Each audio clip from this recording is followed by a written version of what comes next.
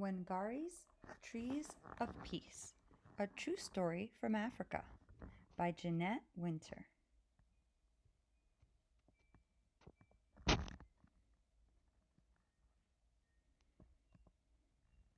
Wangari lives under an umbrella of green trees in the shadow of Mount Kenya in Africa. She watches the birds in the forest where she and her mother go to gather firewood for cooking. And she helps harvest the sweet potatoes, sugarcane, and maize from the rich soil. Wangari shines in school, and when she grows tall, like the trees in the forest, she wins a scholarship to study in America. 6 years later, her studies over, Wangari returns to her Kenya home and sees a change. What has happened? She wonders. Where are the trees? Wangari sees women bent from hauling firewood miles and miles from home. She sees barren land where no crops grow. And where are the birds?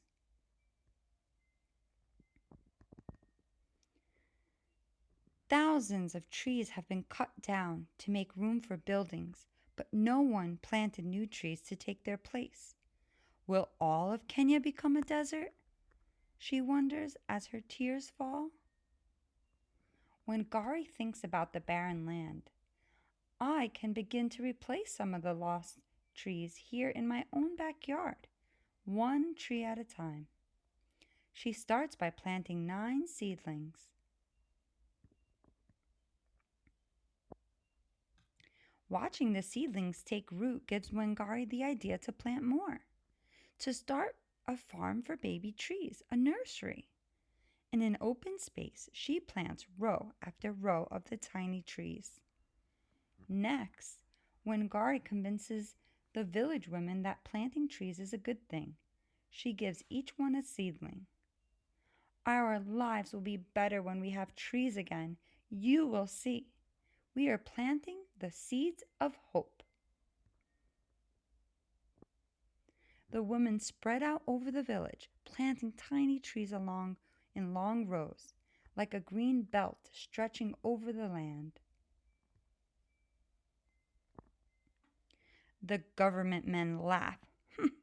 Women can't do this, they say. It takes trained foresters to plant trees. The women ignore the laughter and keep planting. Wangari pays them a small amount for each seedling, still living after 3 months, their first earnings ever. Word travels like wind rustling through leaves about the green returning to Wangari's village. Soon, other women in other villages and towns and cities in Kenya are planting long rows of seedlings too. But the cutting continues. Wangari stands tall as an oak to protect the old trees still remaining. We need a park more than we need an office tower. The government men disagree. Wangari blocks their way, so they hit her with clubs. They call her a troublemaker and put her in jail. And she stands tall. Right is right, even if you are alone. But Wangari is not alone. Talk of the trees spreads all over Africa, like ripples in Lake Victoria. More women hear the talk and plant even more seedlings in longer and longer rows. The seedlings take root and grow tall until there are over 30 million trees where there were none. The umbrella of green in Kenya returns. Women walk tall, their backs straight, for now they can gather firewood closer to home.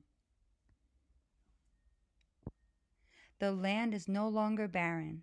Sweet potatoes, sugarcane, and maize grow again in the rich red earth. The whole world hears of Wangari's trees and of her army of women who planted them. And if you were to climb to the very top of Mount Kenya today, you would see the millions of trees growing below you, and the green Wangari brought back to Africa.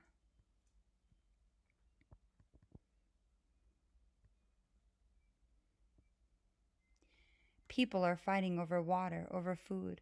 We plant the seeds of peace. Wangari.